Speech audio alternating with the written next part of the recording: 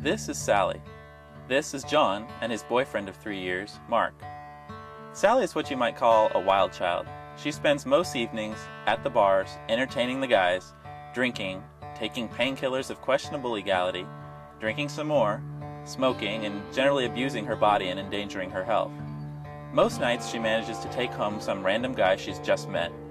She's very popular at the bars because she never asks her sexual partners to use a condom. She has her fun, no strings attached. And she's made a habit of these one-night stands for the last 5 years or so. John and Mark, on the other hand, live a much quieter life.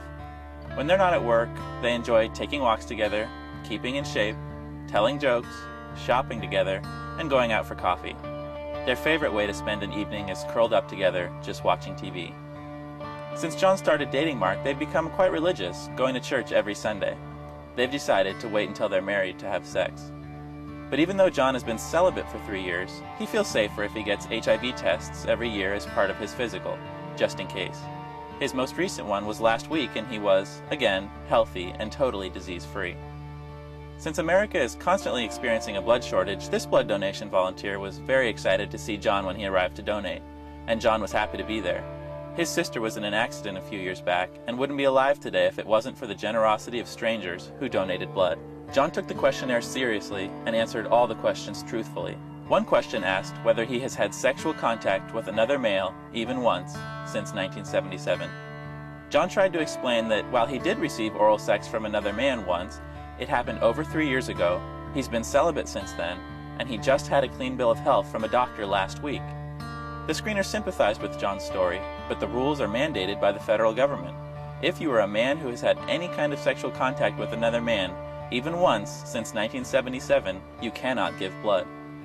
Sally also went to donate blood this week, and she too was totally honest when answering the questionnaire. But Sally was allowed to donate. Nobody cares that in the month before donating, she had unprotected sex with 19 different men. She has never had an HIV test, but that doesn't matter either. Now, just imagine that tomorrow night, God forbid, your loved one is in a serious accident and needs a blood transfusion to save their life.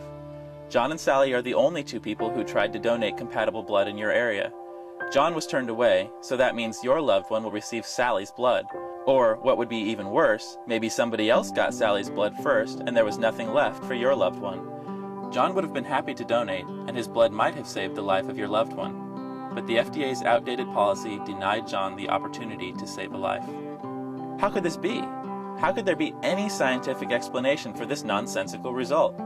In 2006, the American Red Cross, which collects about half the blood in the nation, petitioned the FDA to change the policy, saying that the current lifetime deferral for men who have had sex with other men is medically and scientifically unwarranted. So, why is our government doing this? Why did the FDA affirm its policy in March 2007 to ban gay men for life? Obviously, it's discrimination. There is absolutely no medical reason to reject John's blood donation. The simple, ugly truth is that John and people like him are rejected simply because they're gay, and your loved one may die as a result. Americans should not tolerate such backwardness from our own leaders. It's time to bring sense back into America's blood collection policies. Please pass this video on to your friends, visit www.bloodsense.org to learn more, and please get involved.